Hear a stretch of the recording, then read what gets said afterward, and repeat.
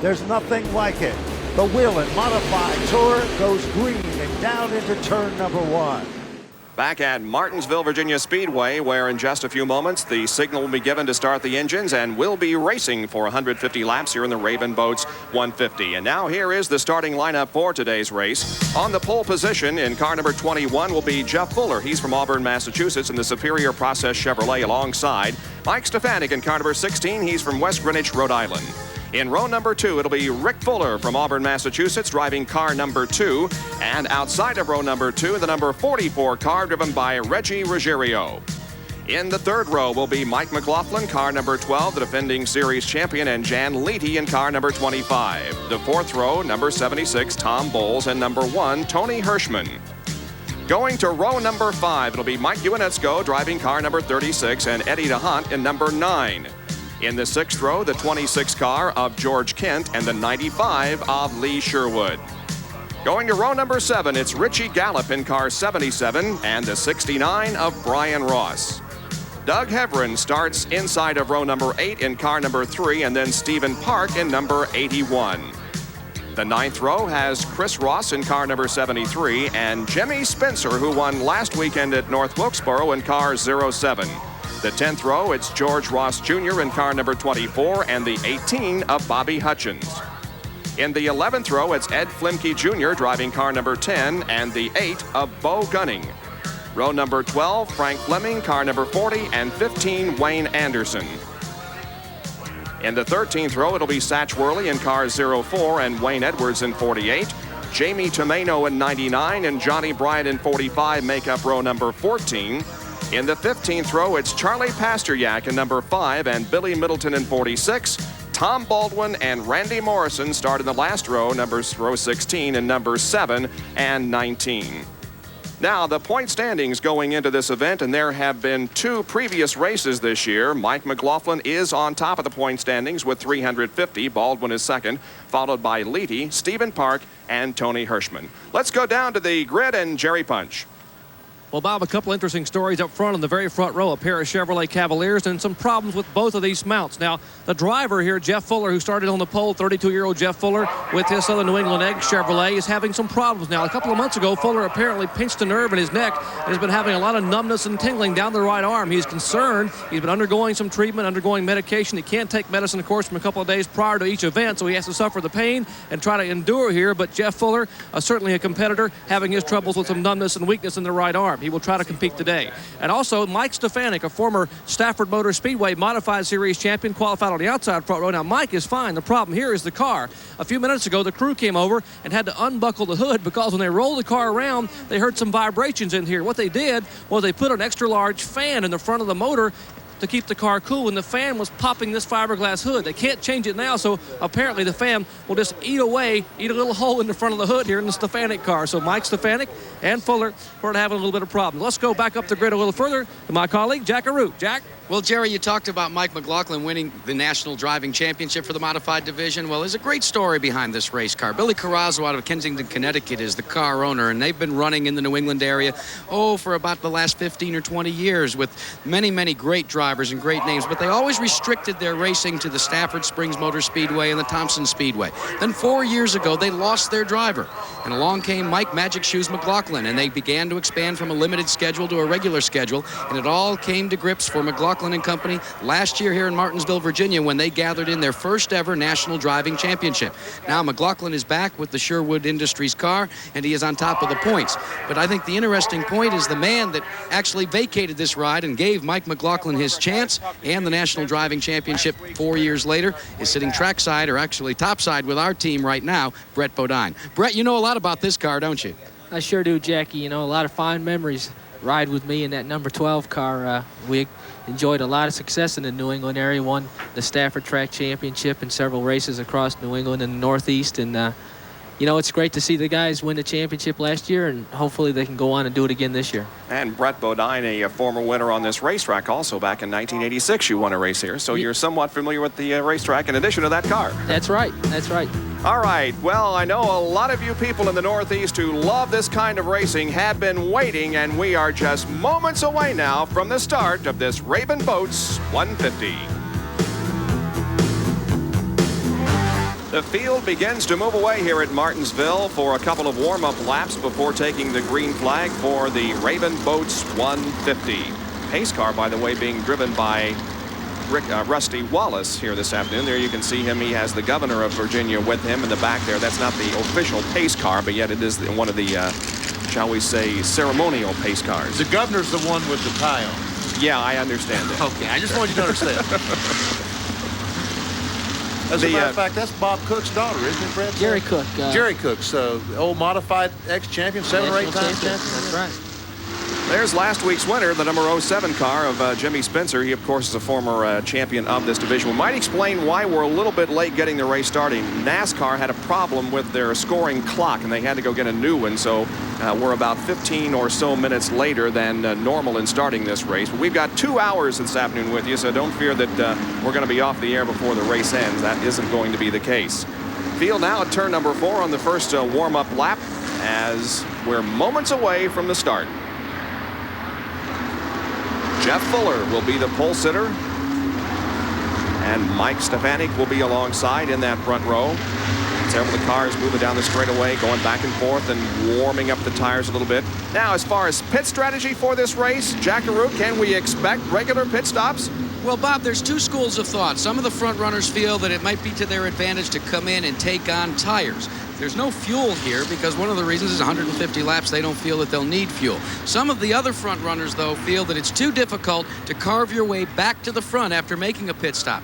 So unless the track really greases up, they don't intend to come in. One of the teams that's already determined that they intend not to come in unless they have a flat is your pole sitter car, that of Rick Fuller. I checked with Art Berry, the car owner. He says, we don't intend to do anything but go from the front to the checkered flag. Well, how easy is it, Brett, to carve your way through the traffic that Jack is talking about? Is this an easy racetrack to pass on? No, it's not, and that's going to be the key to this race. The guys that get set up for the race immediately, that can run the distance without having to stop, they're going to be the guys that are going to be in contention to win the show today.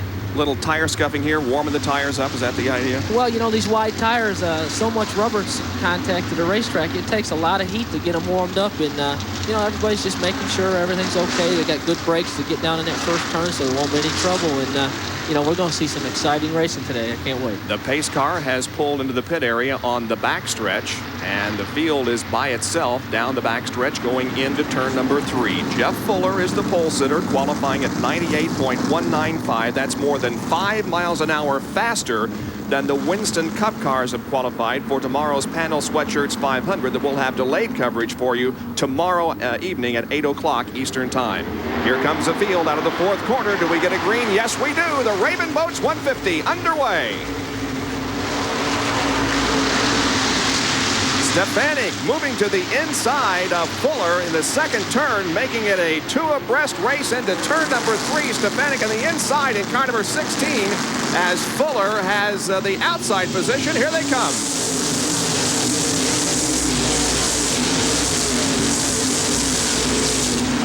Well, Stefanik started on the outside, but quickly moved himself to the inside lane, and that's how he has taken the lead away from Jeff Fuller.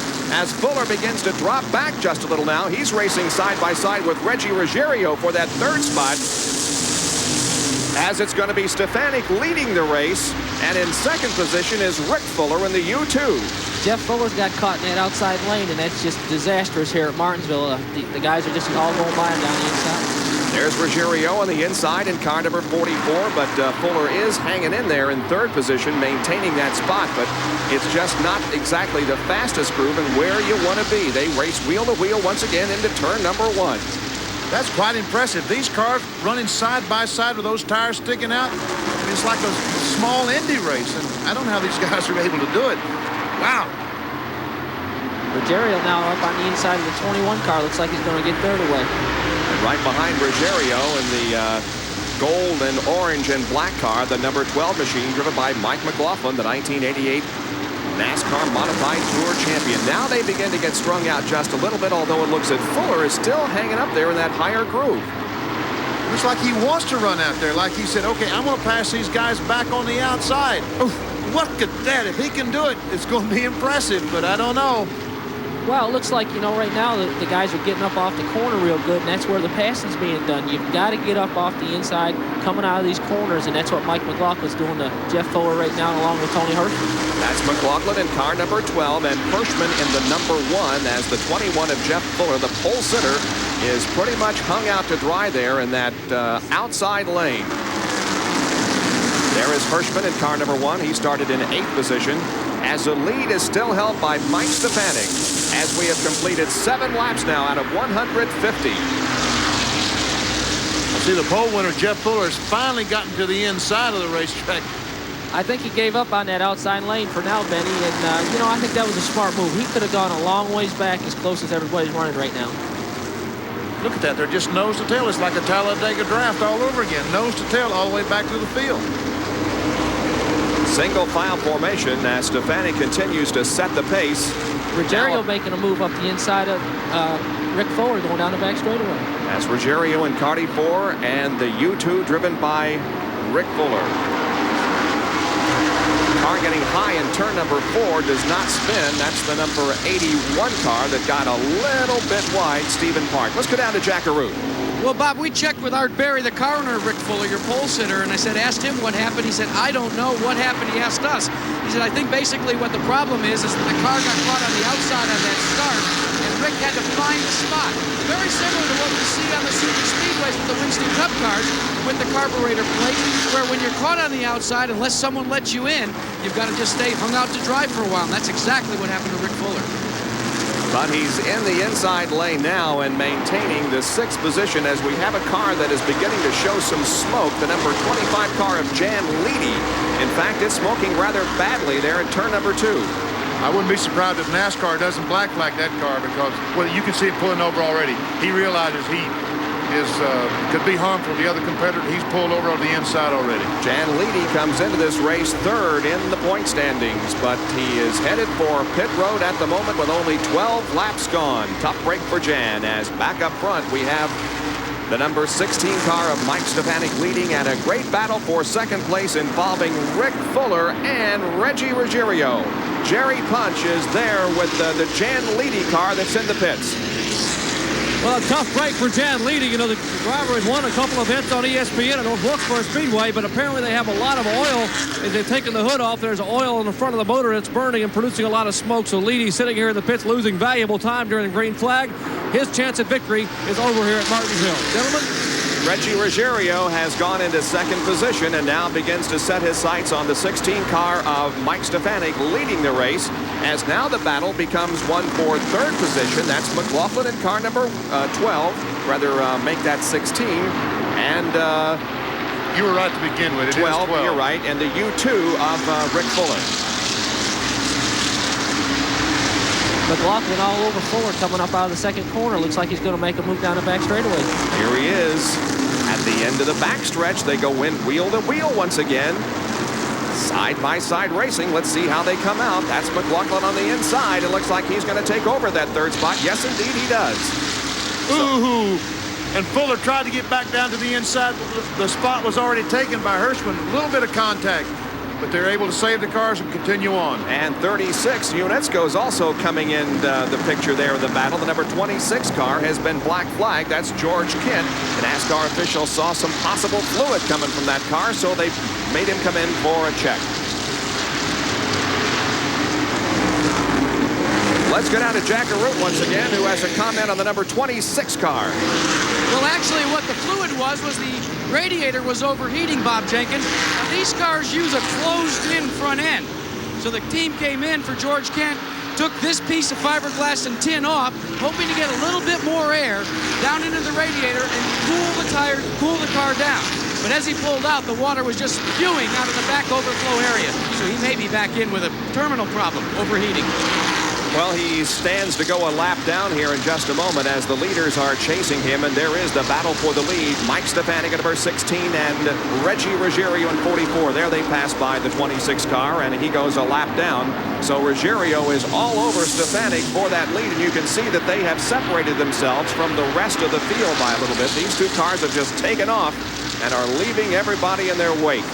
It looks like right now that Mike Stefanik is holding Reggie up just a little bit, but you know, Mike might be just playing it cool, just running a nice pace, just enough to keep Reggie back there, and I think that would be a smart move if he could pull it off.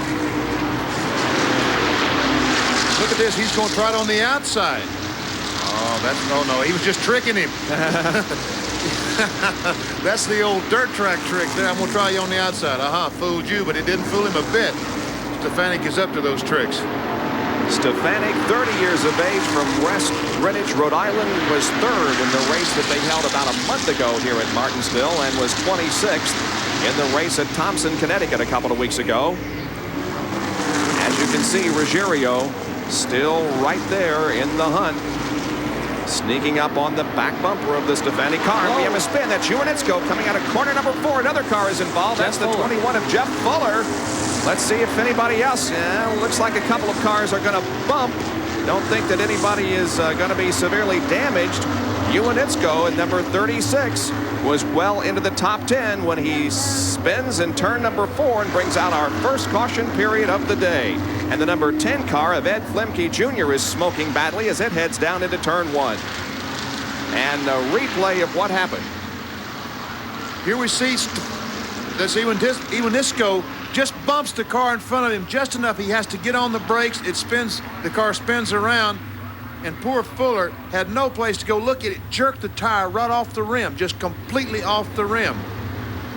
And of course, the famous Martinsville curb, as a couple of other cars got sideways and maybe made slight contact with each other, but I don't think anybody else is going to be damaged to the point of not being able to continue. That famous Martinsville curb there has been talked about in racing for a long time, and it certainly played a part in that little incident. We see the sponsor on Juanitsko's car is Raven Boast, the sponsor of the race today. So he was hoping for not only sponsor the race, but get in the victory lane. That's not going to happen today. So the number 21 car of Jeff Fuller, the pole sitter, also appears to be out of competition. He's climbed out in the pit area. We'll be right back. Now we'll go back and take a look at the incident that's caused our first caution period of the day. Again, Juanitsko just bumps the car in front of him enough he had to jump out of the throttle, hits the curb, around he goes. The pole sitter, Fuller, comes along. Jeff Fuller hits him. Not only did he knock the tire off the rim, but I'm sure Brett did some serious damage to the housing in the rear, wouldn't you think? Oh, it certainly did, Benny. You know, those cars with the wide wheels and everything, a lot of leverage against all the chassis parts, and I think we saw the right front snap back on the 21 car as he made contact. Well, there's the damage to the car, and let's go to Jack Arute, who gets the word from the man himself, Jeff Fuller. Well, Bob, it's a very disappointed Jeff Fuller that's come over on this side of pit wall. Jeff, a tough way to go out of the race. First of all, you didn't have much you could do about this one, did you? No, not really. We were kind of praying for a caution to come out because I think I had a right side tire going down. I really didn't want us to be the caution, though. Jeff, when you take a wild ride like that, especially Dr. Jerry Punch had alluded to the fact that you've got a pinched nerve in your neck. Did you get bounced around there pretty bad? No, we just ripped the right rear off, actually. The rear end bent back and pulled the drive shaft out of the transmission, so it really wasn't that hard of a hit. You know, if you get into the cement wall here, you know it, but a hit like that, usually the wheels give most of it. Well, Jerry Punch, he bounced around a little bit, but he's none the worse for wear. How about the driver you're with? Well, he's doing okay as well, Jack. A little bit disappointed. Jan Leedy, who has had 2 runner-up finishes here at Martinsville in his career, hoping to have a win today. He's still sitting around dejectedly in the car. And, Jan, what put you out of it? Well, I'm afraid to say that we had a power steering seal go bad in our assist servo, so looks like we're done for the day. Tough break for the Williams of New York driver, Jan Leedy, who is the first car to park it here at Martinsville. Bob? All right, thank you very much. And the number 07 car, driven by Jimmy Spencer, has just been moving up through the field very quickly. He started back in 17th position and has moved up to 8th right now as we are under caution. And he put on a tremendous performance last weekend at North Wilkesboro. Back down to Jack Arute, who's with the other guy that was involved in that crash, Mike Juanitsko. Well, the Raven Boats crew is going to work. They've got the car still up on the hook trying to make changes. Mikey Juanitsko is still strapped in the car. Mike, you hope to get back out there? Yeah, I hope so. I think all we did is break the rack. You got spun around. Did you get spun or did you just lose it yourself? No, well, we were coming out of the 4th corner there, and I got up on the curb, and it must have broke the steering, and it just went around. Well, they're ready to go. They're pulling him off to the back pit to make the final change, and they hope to get back out into this one. All right, and we'll go back to racing in one more lap, and 28 laps are now in the books. when he said he broke the rack, I'm sure he's talking about the rack and pinion, Brett. Is that what he's talking That's about? exactly right, Benny. These cars all run power assist rack and pinion steering, and evidently, like he said, when he got on the curb, as you mentioned, it must have just gone ahead and broke something in the steering. The steering is a lot quicker in these cars than the Winston Cup cars. Tremendously fast, and that was one of the problems I had getting used to Winston Cup racing, was the slower steering in those cars compared to the modifieds. So these things, when you turn them, they go where you want them to, exactly. where you aim them, right? Bob Jenkins, they're fixing to throw the green. Here we go as the field comes out of the fourth corner. The green is out and racing resumes. It's still Stefanik up front, chased by Reggie Ruggiero. And look at the bumping going on down there in turn number 1 as they get sorted out. Going to the inside to pass the number 15 car of Wayne Anderson. And Ruggiero gets a little out of shape. He also found that Martinsville curbing down there as he went to the inside. In turn number 3. Wayne Anderson came out of the pits in the 15 car that's back about 5th or 6th now, and he got in the way of the leaders, and they had to do some evasive action, and it was exciting. The 07 car is Jimmy Spencer. Watch him. He is moving up quickly. He's 3 abreast, looking to the inside of the 76 cars. They came out of the 4th turn. That 76 being driven by Tom Bowles. And Spencer still running in. He's now in 7th position. Moved up a spot after that restart. Past Brian Ross apparently on the restart as Ross is back in the 8th position. Tommy Bowles looking to the inside of Rick Fuller now. Now that allows Brian Ross to catch back up behind Jimmy Spencer. These 4 cars running together. The first 4 cars are separated by just a little bit. 5th, 6th, 7th, and 8th. Fuller, Bowles, Spencer, and Ross. Ross looking high, getting a little wide, losing a few feet, but nevertheless getting back on the throttle, coming out of the second corner and catching up once again to Jimmy Spencer. Jimmy Spencer, that's the first Southern modified in the field in the lineup right now, isn't it, Brett? Is most of the other cars from the Northeast? Exactly. That car's kept right here in the Martinsville, Virginia area, and sponsored by Hayes Jewelers. Jimmy Spencer picked up the ride for the last couple races here in the South. Coming back from a cut tire last weekend to win that race. And there once again is the leader, the 16 car of Mike Stefanik and Reggie Ruggiero right behind him. Let's go down quickly for a comment from Jerry Punch.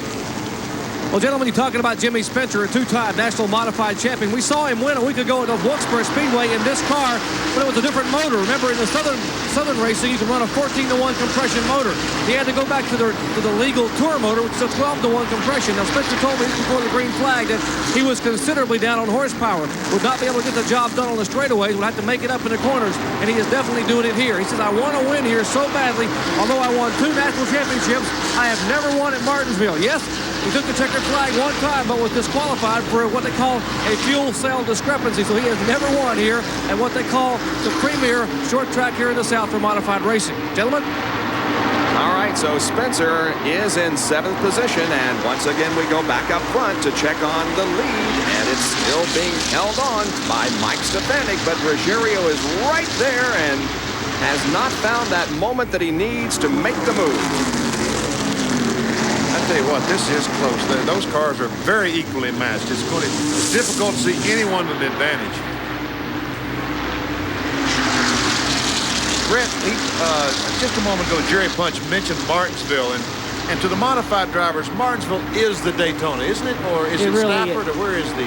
No, Martinsville has always been thought of the premier place to bring the modifieds to. You know, we come down here and spend a couple days and get to hang around with the Winston Cup people and really feel like a professional racer. And, you know, Martinsville being the facility that it is, it's just always great to come to Martinsville and race. And a lot of prestige goes with winning here at Martinsville. So how does it make you feel when you come here as a Winston Cup regular, having graduated from this division? Do you kind of carry your head proudly as you walk through the modified division? Well, you know, the guys have all really been very supportive of me in my Winston Cup endeavors, and it's great to get back and talk to them and see all the guys that you raced against and work with on the tour. The number 95 car being driven by Lee Sherwood. And the 4 car, That's Satch Worley. Satch Worley, a local boy out of just down the road, Rocky Mount, Virginia. And Jamie Tomeno is right there in car number 99. Both previous winners here at Martinsville, Satch Worley and Jamie Tomeno. Now Worley looking underneath Lee Sherwood going down into 3. And Worley, a 3-time winner, the 150-lap modified race here at Martinsville. Sherwood, one of those that we saw last week at North Wilkesboro. And the yellow 4 that we see right there, driven by Satch Worley from Rocky Mount, he has been driving previously for the past few years, driving the 07 car that we saw Jimmy Spencer driving just a few moments ago. But Satch Worley wanted to run the modified tour this year, go to all the races. The 07 car couldn't do that. The only way he could do it was change rides, get in the 4. That's what he's done, to run the modified tour. That 95 car that Lee Sherwood's driving, that's the car that I drove my first modified race in here at Martinsville for that team. Wayne Miller's the car owner, and we came down here at Martinsville and finished 9th in my first outing. So there's Satch Worley in number 4, and there is, once again, the leader, Mike Stefanik, and right behind him is Reggie Ruggiero. We'll be back with more of our coverage right after this.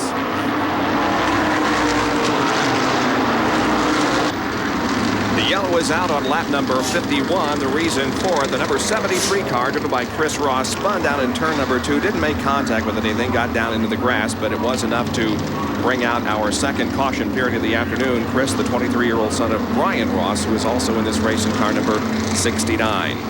Doesn't look like the car was hurt in any way, and Chris will stay out on the racetrack. Do they have a double file restart on this, Brett, or they start single file? No, all the restarts will be single file.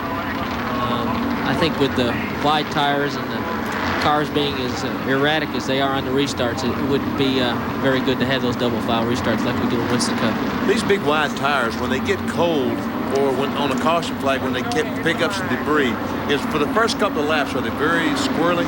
Exactly. These cars will run faster as they go along instead of the first couple laps being the fastest. And I think we saw that on the start of the race when Jeff Fuller dove in the first turn. His car didn't turn, and Mike Stefanik was able to get up underneath him coming off of 2. This is the case of the cold tires not gripping the racetrack. And that's about the opposite in the Winston Cup car. They stick the first couple laps better than they're going to as the tires get hot. Exactly. Well, while we have the opportunity, a hello to the winningest driver in the history of Martinsville Speedway, Ray Hendrick of Richmond, Virginia, who hopefully is watching our competition this afternoon. Now let's go to Jackaroo. Gentlemen, remember at the start of the race, we were a little bit concerned about the fan that was in your lead car right now, that of Mike Stefanik. Well, the team has checked with Mike and said, has it begun to poke its nose up through the fiberglass yet? He said no, but it doesn't seem to be a problem, and we're going back to green. It doesn't seem to be a problem as he has that car out front as they retake the green flag and competition resumes. And now we see McLaughlin moving high on the racetrack, and he stands to lose 3rd position to Hirschman. Nope, he battles back and retains 3rd spot. Meanwhile, it's Stefanik.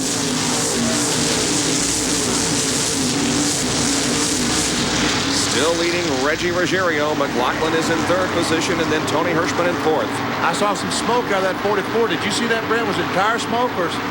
Well, we saw a little bit earlier, but here on the restart, it seems to have gone away a little bit. Okay. Yeah, I noticed that myself a couple of laps ago, and really didn't think it was anything serious, but we'll continue to watch for it. And it really becomes more evident now as time goes along. So there could be a problem with that 44 car of Ruggiero as he has been chasing Stefanik for several laps. What about it, Jerry Punch? Is the crew looking at a possible problem on that car?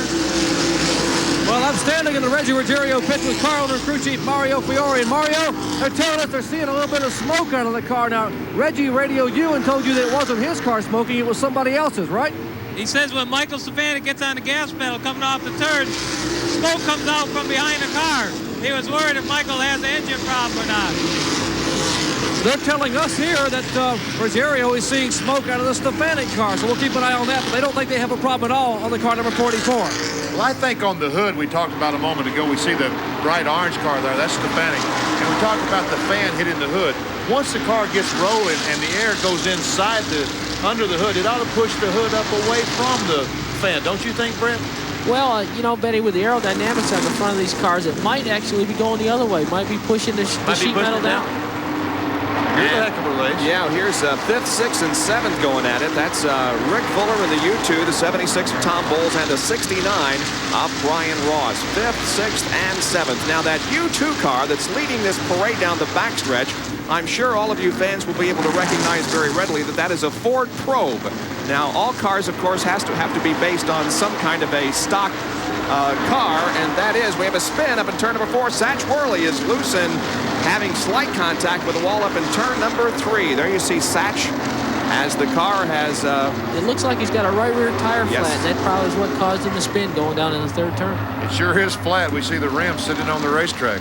And Satch was making a real good run towards the front. Him and Jimmy Spencer had hooked up and were making good progress up through the field. Well, unfortunately, they're counting the caution flag, so now he is a lap down. Unfortunately, the car is being pushed away from the wall. I don't think he made any contact with the wall. Just If it was very slight. It looks like he's trying to get the car restarted so he can get to the pit area. Okay, so our 3rd caution period is out as the tow truck goes to the rescue. And we will have more of our coverage of the Raven Boats 150 from Martinsville Speedway in just a moment. Mike Stefanik leaving the Raven Boats 150 here at Martinsville with Reggie Ruggiero running 2nd, Mike McLaughlin is 3rd, Tony Hirschman 4th, and Rick Fuller running in 5th position. 6 through 10, Tom Bowles, Brian Ross, Doug Hebron, Richie Gallup, and Eddie DeHaan. 62 laps are completed. Let's go down to Jack Arute, who's in Satch Worley's pit. Well, your assumption that he would have cut a right rear tire is absolutely correct, Benny Parsons. They've made the exchange on tires. They've got another problem they're contending with, and that's an overheating problem. But they've taken the vent cap off and they've drained the system, so to speak, so they're going to go back outside and go racing again. But another driver that we've been watching, and that is of Reggie Ruggiero, and Jerry Punch is in his pits to update us on that report. Well, Reggie Ruggiero has a similar problem. He too has an overheating problem. They're losing some fluid out of the car. They're concerned about the motor, and they're going to try to stay out. We have a crash, Jerry. Several cars involved. Tom Baldwin nails the 99 of Jamie Tomato. The 77 of Richie Gallup was one of those originally involved. Looks like the Tomato is the only car that is not going to be able to go here. 77 car of Gallup was in the middle of the racetrack, headed in the wrong direction, but he is now okay, but Tomato is not. 65 laps, and the yellow is out once again. Tell you, those cars are too fragile.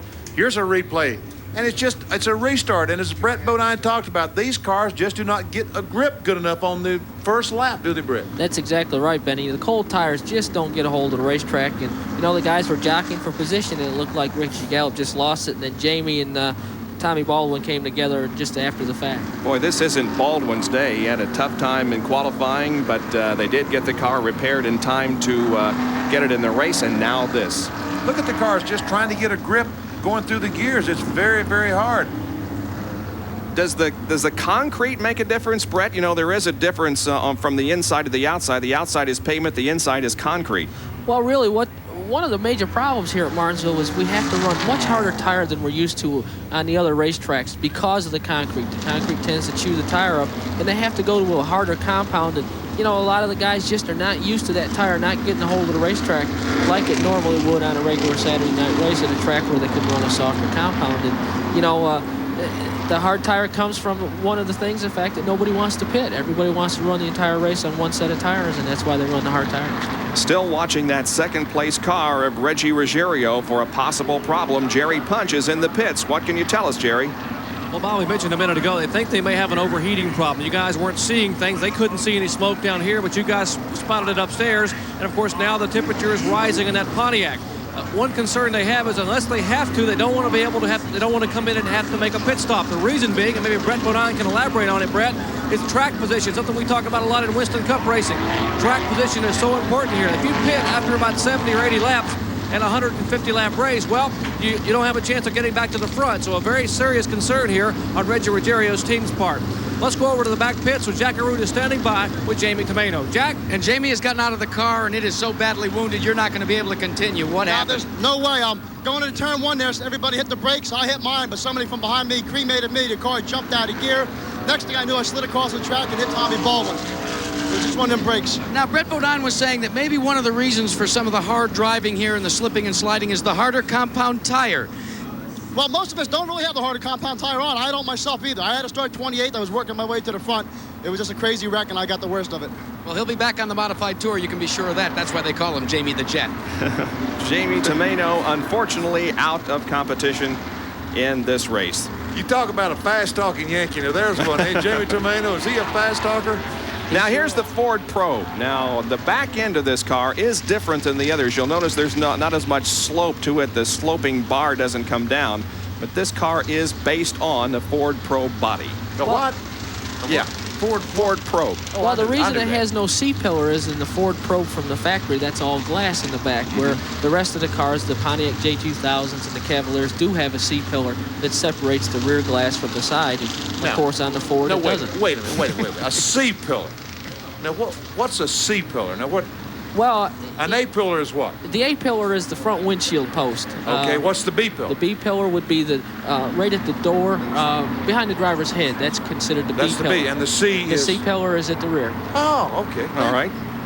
So there's an explanation of the pillars as the race continues to be run under caution here at Martinsville, the Raven Boats 150 NASCAR Modified Tour Race. Back at Martinsville Speedway in Virginia, where ESPN Speed World is live for the NASCAR Modified Tour.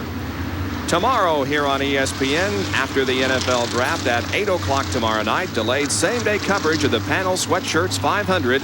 And Brett, what can you tell us about that? What kind of a race is it going to be, and how are you going to do? As usual, it'll be an exciting race for Martinsville, and hopefully we'll get that number 15 Motorcraft Ford Thunderbird up towards the front where it belongs. Well, don't your brother tell you anything?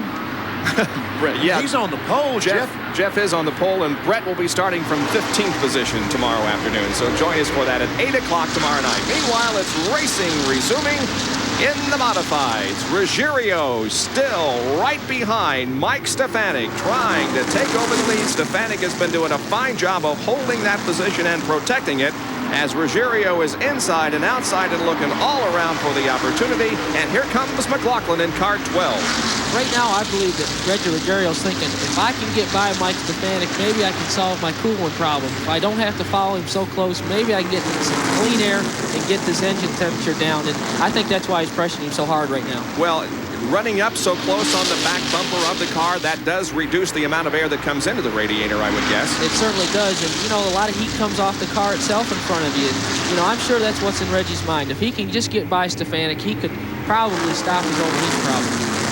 But for the moment, he is still right behind. Last lap, he gave Mike a little bit of a nudge there in turn number 3 to let him know he was back there and would certainly like to find a way around. There's McLaughlin in the number 12 car running third, and the 1 car is Tony Hirschman. He's in 4th position. We saw the 44 as he pulls down on the inside going down the straightaway. He's doing that for 2 reasons, I believe, Bob. Is that he wants to trick Stefanik into thinking he can pass, but also we see when he pulls out, he can get some air into the radiator and cool that thing down just a little bit. That's exactly right, Benny. You know, and if I believe if he doesn't make a move to get by him, I think you'll see him drop back and try to get some clean air. Coming up on the halfway mark of the Raven Boats 150,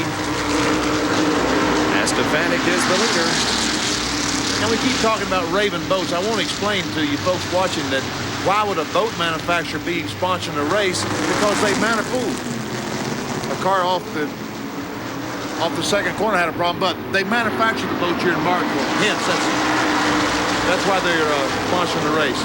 The U2 driven by Fuller, and the 69 is Brian Ross, as they're having a bit of a race now.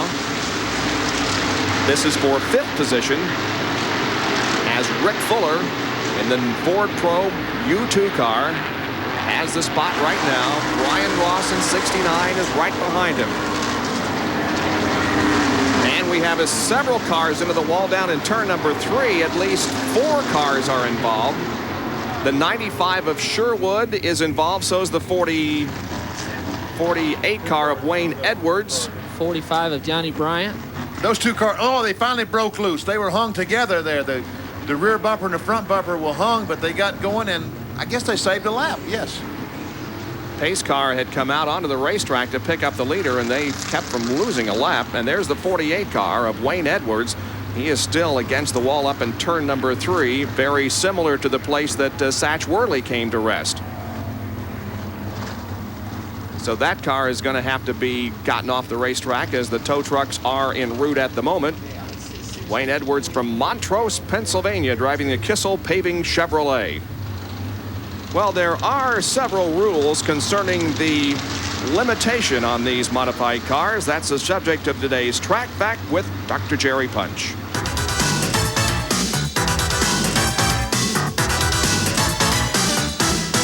Track Facts are brought to you by Quaker State Motor Oil. The big Q stands for quality. Always has, always will. There have been a number of changes that have been invoked by NASCAR over the past 10 years or so in modified racing to help improve competition and diminish cost. The first change came about a decade or so ago when NASCAR said you got to have a gear rule at each racetrack. There's certain gears you can and can't use. Here at Martinsville, you can use no more than a 5.04 gear. This is the rear end quick change gearing here. That helps control RPMs in the motor and improve engine life. The other two changes came to being from the engine compartment up front. Now, we're all familiar that at Daytona and Talladega, they use a restrictor plate, which helps to reduce horsepower and increase engine life. Well, the same thing here in the modified. They don't use a plate, they use a smaller carburetor. This small 390 carburetor, down from what they used to use, a 750 or 850 carburetor, diminishes horsepower considerably, but also improves engine life and cuts cost. And the last rule change by NASCAR, actually a year ago, internal in the motor. You can't really see it, but they're down to a 12-to-1 maximum compression ratio, down from what it used to be, over 14-to-1. Less compression ratio, less heat, but longer engine life and less cost for the modified competitors. Well, the number 48 car of Wayne Edwards is still against the wall up in turn number 3, and the medical personnel are on the scene to see if he is okay. We'll be back with an update on that story when we return for more of the Raven Boats 150. Well, Wayne Edwards just being removed from the Martinsville Speedway, be taken to a local hospital. And I'm with Dr. Roy Allison, who is the assistant director of the air care team, the trauma team here from North Carolina Baptist Hospital in Winston-Salem. And Dr. Allison, you checked the driver over. How is he? Right now, he's stable. He's awake, and he's doing well. We're sending him over more as a precaution just to complete some studies over at the hospital. Well, Dr. Allison here, courtesy of the North Carolina Baptist Hospital and the Brenner Children's Hospital, a customary and very welcome site, the Air Care Trauma Helicopter Team on hand at Martinsville Speedway. Dr. Allison, one of the chief emergency medicine physicians at Baptist Hospital, and he will be sent out for some x-rays, and everything appears to be, though, okay so far with Wayne Edwards, and that's good news. We have just gone green again on lap number 85, and the NASCAR Modified Tour race continues from Martinsville. Mike Stefanik still leading in the number 16 car, and Reggie Ruggiero is right there behind him in the number 44 car. It's McLaughlin running in third position, then Hirschman, and the U2 of Rick Fuller running in fifth spot. Now, did that red period, I assume it did, help Tomeno? The car has cooled down. Is he going to have those problems that he experienced earlier when we run a few laps? I think you're exactly right. The caution helped Reggie cool the car down. The red flag, excuse me, and I think he's going to be able to put a lot of pressure on Mike Stefanik now. By the way, we were red for 11 minutes as they extracted Wayne Edwards from that car. He walked away, however, and appears to be not seriously injured. He is going for some x-rays. Ruggiero looking to the inside down the front stretch, cannot make the pass. But it is a tremendous race. Now let's see if he can get it in turn 3. Nope, he has to let off, and Stefanik holds on. You say, well, where in the world did he get all this power? What happened when the engine cooled off? When the engine gets really hot, they lose probably 10-15% of their power. So when that thing cooled off, look how much more power it looks like he has, and it's about 10% probably. He gets through the middle of that corner so well. The car really gets through the middle of the corner. If he could just ever get Mike Stefanik up out of that groove, he'd have a shot at him on the inside. So Ruggiero still dogging Stefanik as they run nose to tail with 90 laps now completed and 60 more to go. Ruggiero closing in the middle of the straightaway, but when they come off the corner, Stefanik is able to pull away just a little bit. Now Ruggiero will look inside again. It looks to me like the engine is starting to warm up in the 44 car. Now he's going to try outside, maybe. Nope. No, that ain't going to work. But I think the engine's starting to get warm. It looks like it's lost a little bit of that power that he had when this thing first started back. It loses just a little zip up out of the corner, and they make all the difference in the world of trying to make a pass here at Martinsville. They're just just starting to move away from that number 12 car. On the outside again. Jerry Punch is in the pit area in the Reggie Ruggiero pit. Jerry, what have you learned down there? Well, they're telling us down here, Bob, that Reggie certainly has to alter his driving style considerably. The car is overheating so severely, they think they may have a blown head gasket. So when he pulls right up on the rear of Stefanik, the car temperature really goes up. So he's either trying to get around him or back off and get some air in the front of the car. And Ruggiero trying valiantly to try to get around him on the outside. Now, when he moves up on the outside in turn 1 and 2 here, he can get a little bit of air in the car. He is right plugged beneath the rear of the car's Stefanik machine. He tucks back in, and the temperature goes up, so he's going out and in and out and in, trying to find some way to get around Mike Stefanik. Boy, he is doing everything, Jerry. He looks like he wants to pass on the outside in the 3rd and 4th turns, but can't do it. Now he's right up on the bumper, and we're beginning to see the smoke again from that Ruggiero car. So this is a do-or-die situation. He's either got to pass, or it looks like this car may be history. He slides high in the 3rd and 4th turns, and that's just not going to work up there. He just can't quite get a hold of the racetrack in that second lane coming off of 4. If he could just get a little farther alongside going into the corner, he might have a chance to get by Mike Stefanik. He's probably going on the outside 2 reasons. Number 1, to see if he can get by, but the second thing, and probably most importantly, to get some clean air. We keep talking about some air to that radiator and hopefully cool the thing off. Because folks, see, we'll see him on the outside. He's got to be cooling the car off. He would not be up there just to be riding around. Because if the thing is running hot. And we have a crash down in the 1st turn. The number 9 car driven by, or no, that's 8. Bo Gunning is involved, but the 19 also of Bob Park. So Park and Gunning both spin in turn number 1. There's a 3rd car involved also. That's Chris Ross. Exiting Eddie DeHunt. Eddie DeHunt. So everybody keeps going, but the caution flag is out once again, and that's the 6th caution flag. Let's go down to Jack Arute, who can explain why that car is overheating. Well, we're going to give you a little remedial racing here, gentlemen. You see with these modified cars, what they do is they enclose the front end. And all that's left in some of them, especially Reggie Ruggiero's car, is this area here. Now, the radiator, like on a Winston Cup car, is not here. When you pull this piece off, you can get a little better look of exactly how far back the radiator is. So what has happened with Ruggiero's car is he's not getting enough air in the tunneling effect coming up in through here.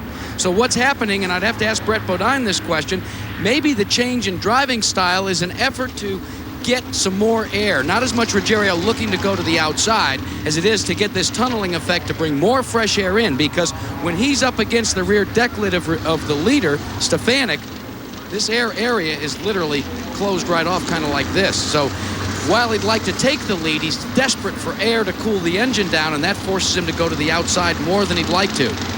That's exactly right. That's what Benny Parsons was speaking of. He's trying to get around the outside of Mike Stefanik for sure for the lead, but he's actually just trying to get some clean air up and then into that radiator. Well, let's take a look at the most recent incident down here between turns 1 and 2 that's caused a caution. Looks like there may have been something on the track because several of them got loose. Yeah, it's exactly what it looked like. A little fluid maybe spilled on the racetrack, as we do see it now.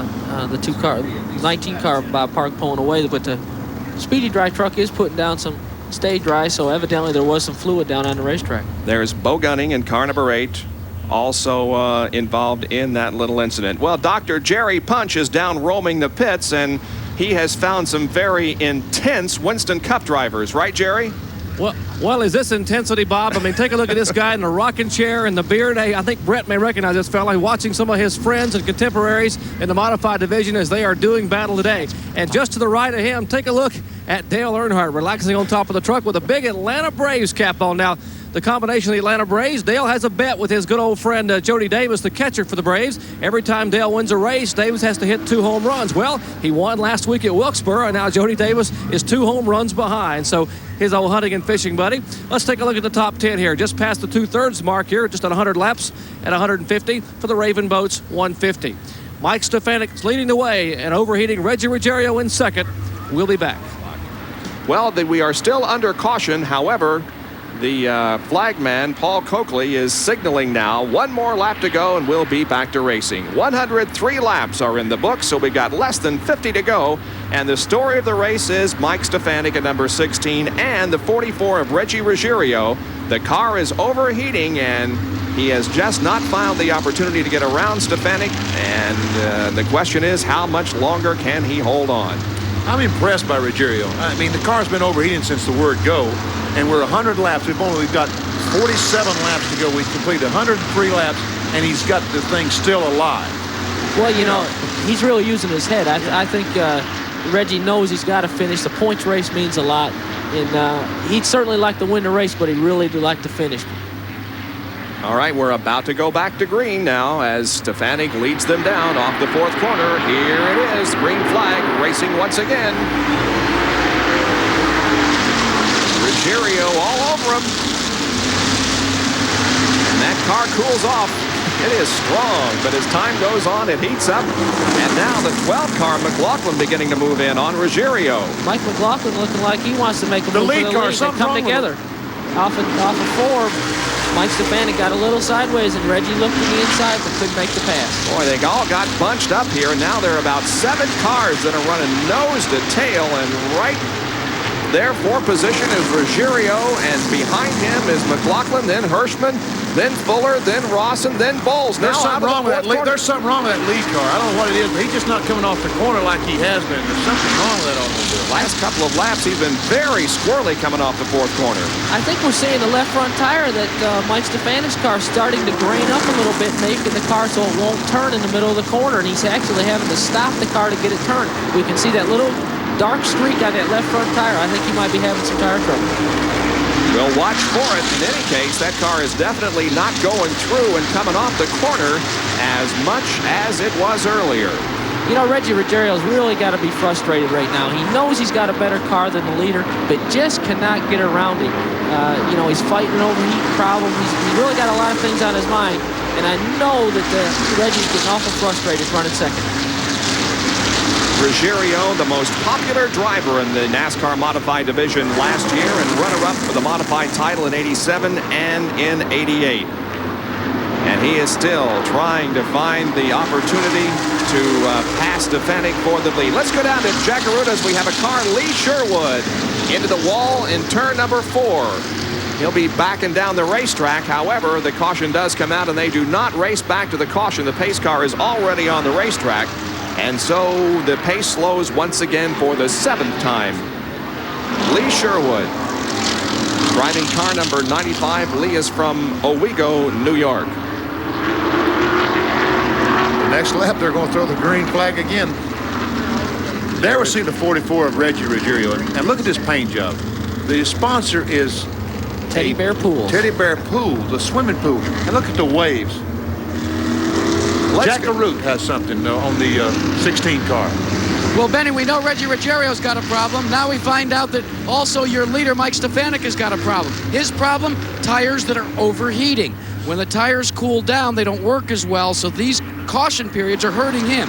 It's only when the tires get good and hot does he get the adhesion, so they say, we don't like these cautions because we need to be able to run super hot to stay in front of Ruggiero. So this caution is not to their liking, but they're going back to green again. Indeed we are. This has been a short caution period as Sherwood was able to get himself going in the right direction. The race is resuming. And now let's see once again what happens with Ruggiero and Stefanik.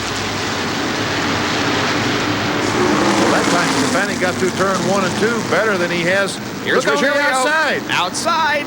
Nope, can't do it. I was going to say Mike got through 1 and 2 better that time on the first lap than he has been.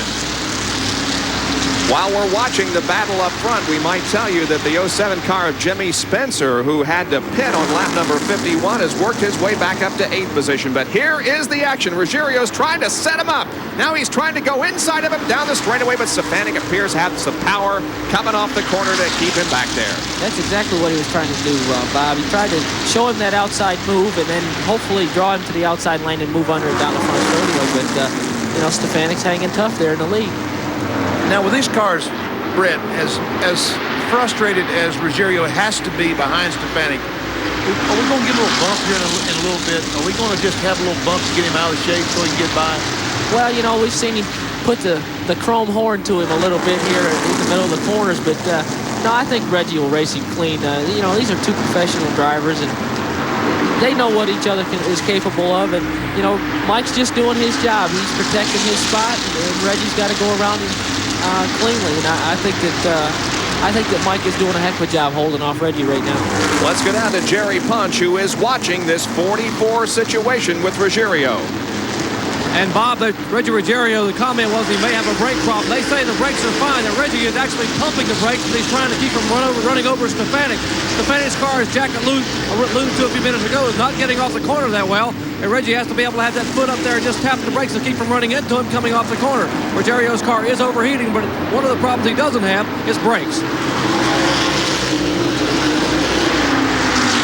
Well, Ruggiero still can't find the opportunity to pass.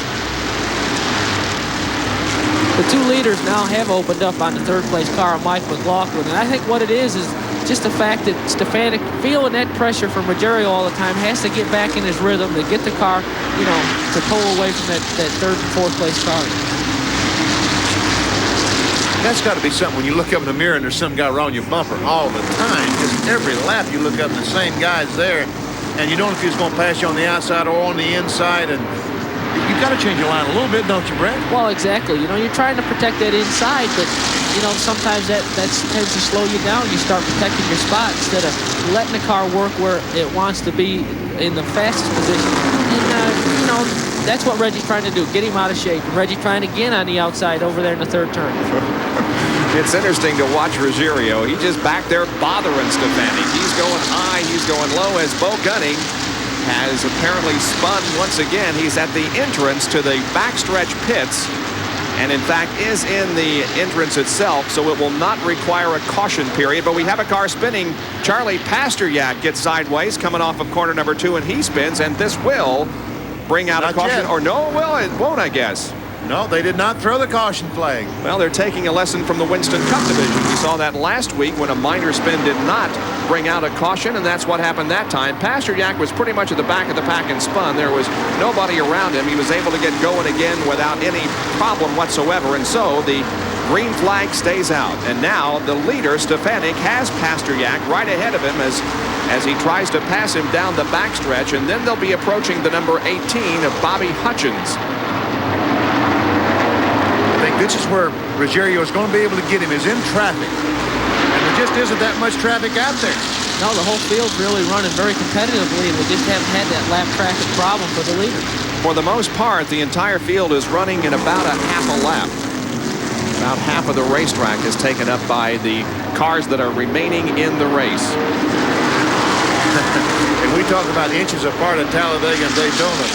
I don't think they were an inch apart down there. I think he was laying up against the rear bumper with the front bumper. You were talking about Mike Stefanik having to look in his mirror. He just has to feel Reggie Ruggiero back. That's right.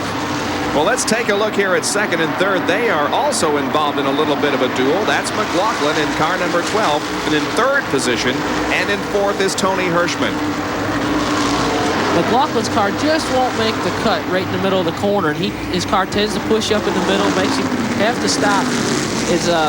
He gets in the middle of the corner, and Hirschman looking to get underneath. Oh, here's Ruggiero again on the outside. Not yet. I thought he had him that time. I really did. That was his strongest move yet today, right there. He stays behind Stefanik going down the backstretch. Ruggiero seems to want to make the move here in the third and fourth turns, but he'll not make an attempt this time. Let's take a look at that again and see how he did try to get by there on the high side. Reggie makes an awful strong move going down into three. Just late brakes, tries to get the car to turn, but just can't quite make the corner like Stefanik could down there in the groove on the inside. Mike pulls him up out of the corner. And while we're watching this great action, the laps are clicking away. There are now less than 23 laps to go, and this race will be history. And now Ruggiero is really beginning to smoke. We're seeing a lot of smoke out of that car. Coming off of corner number 2, it was quite evident. Let's see if it is as he comes off corner number 4. Not as much as it was last time in turn number 2. I think what happened, he went up high the last time just to try the outside groove in 1 and 2. And I think he got, I see, you're right. There is a tremendous amount, and he's slowing. Yeah. The 44 car is slowing down the back straightaway. It looks like Reggie's had to concede to this overheating problem a little bit, drop back and try to cool the thing off. And maybe make a last-ditch effort here with the laps running down, but he definitely got the overheat problem haunting him here at the end of the race. But what is amazing is these two guys have been able to maintain a rather comfortable interval between themselves and Mike McLaughlin. So these guys aren't slowing down very much, if they are indeed, and Ruggiero, it seems to me like, knows now that it's do or die, and something's going to happen or his race is going to be over. We'll be back with more of the Raven Boats 150 from Martinsville after this. The excitement continues at Martinsville in the modified tour race as Stefanik has the lead and now is in heavy traffic, and Reggie Ruggiero in the number 44 car is right there behind him. And Reggie, you know, has got to be hoping that this lap traffic is going to mean the difference between possibly winning and finishing in second, or can the car go the distance? Jerry Punch here in his pits. Well, Mario Fiore has radioed to Reggie Ruggiero and told him to back off to try to save the motor. Reggie has said the engine temperature is apparently pet. You don't know how much more it'll stand. He says, I need to win. I need to finish up front. I want to win this points championship. He finished second last year, runner-up to the champion Mike McLaughlin. So Ruggiero really rolling the dice, trying to hope that Teddy Bear Pools Pontiac will live for another 15 laps. In fact, 12 laps, Jerry, as 138 are now in the book. There are only 12 more laps to go. Ruggiero is staying right there with Stefanik, but you can see the smoke that comes out of the car coming off the corner. And the one car, Tony Hirschman, we're not seeing him in the picture right now. We're seeing Stefanik and Ruggiero. But the one car is now in third place. He got by McLaughlin just a moment ago, and he is the fastest car on the racetrack if he can get through this traffic in time. And we saw McLaughlin there, who remains in fourth position, and then Brian Ross in the number 69, and it is Rick Fuller in the U2.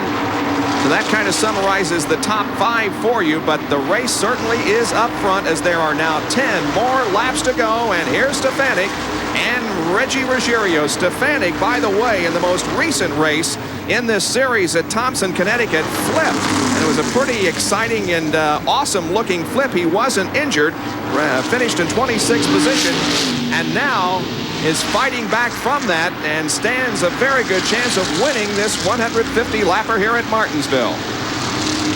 Ruggiero just continues to lose the grip, it appears, as he falls a little bit further behind each time. It looks like he's on 7 cylinders down the straightaway. Stefanik just simply pulls away by car lengths down the straightaway, but Ruggiero goes through the corner so well he's able to pull up on the rear bumper. Mike Stefanik right now is just starting to inch away from Reggie Ruggiero. There's no doubt that overheating problem is cost Reggie a chance at winning this race. But like you said, Betty, now here's the battle for fourth position. That's the number 12 car of Mike McLaughlin and the 69 of Brian Ross as they pass some of the slower traffic.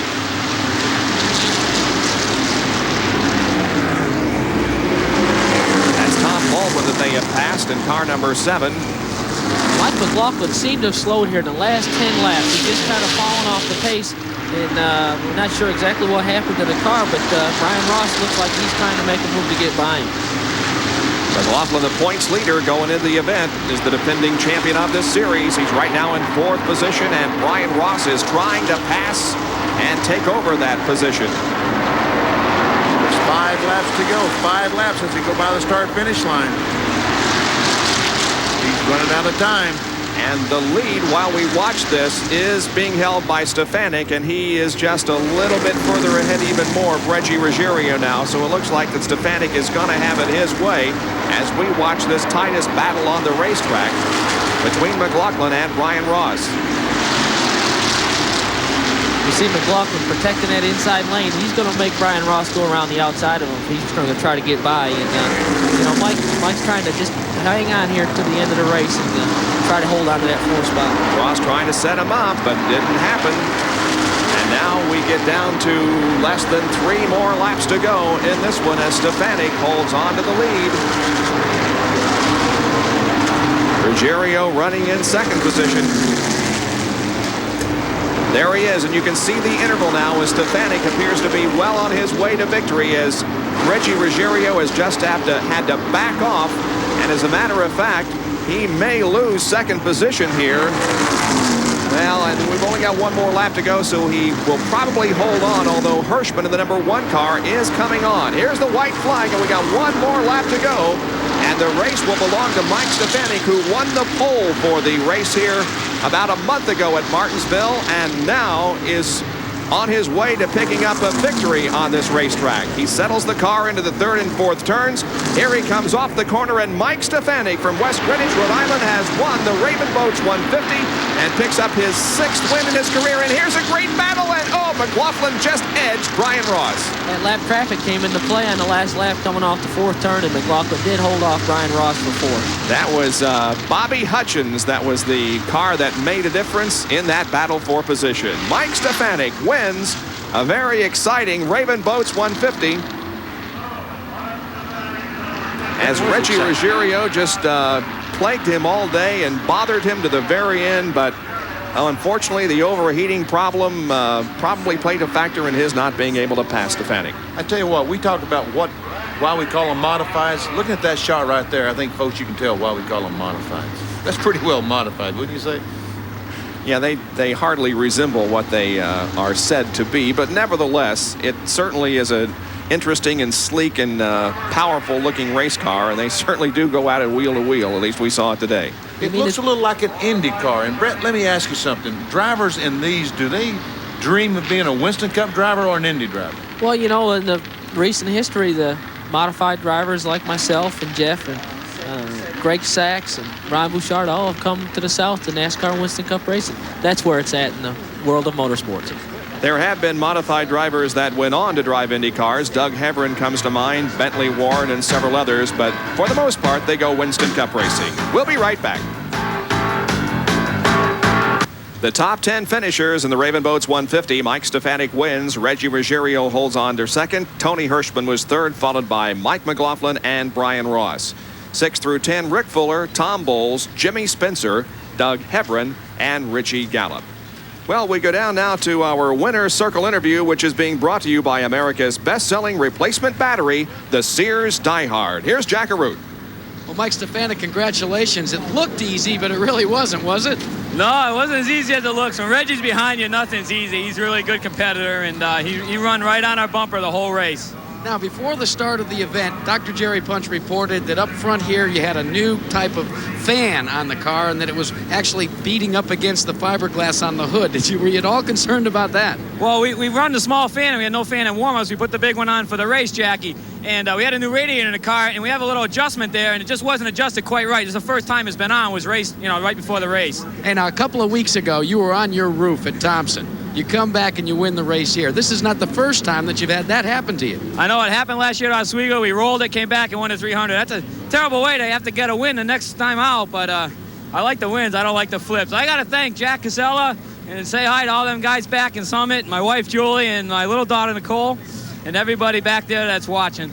Now, gentlemen, this team has a long, storied history in modified racing. It catapulted names like Fred DeSera and Bugsy Stevens to stardom. They used to call it the old wood chopper special. What do you call this car now? Well, we got away from the wood chopper. I don't know, that kind of got deemed the coupe or something. We had the wood chopper on it, but it's the same bunch of guys just doing the same thing, and Jack Casella, he spends the bucks, and Sonny gets his parts, and it just comes together, and we really work well together, and the car really runs strong, and the Hutter motor had awesome power, and all I had to do was just get it through the corner and let the motor do the rest. Well, he felt the hot breath of competition throughout this race, but he came home victorious in victory lane. But the man that was breathing down his neck all day is with Jerry Punch. Jerry?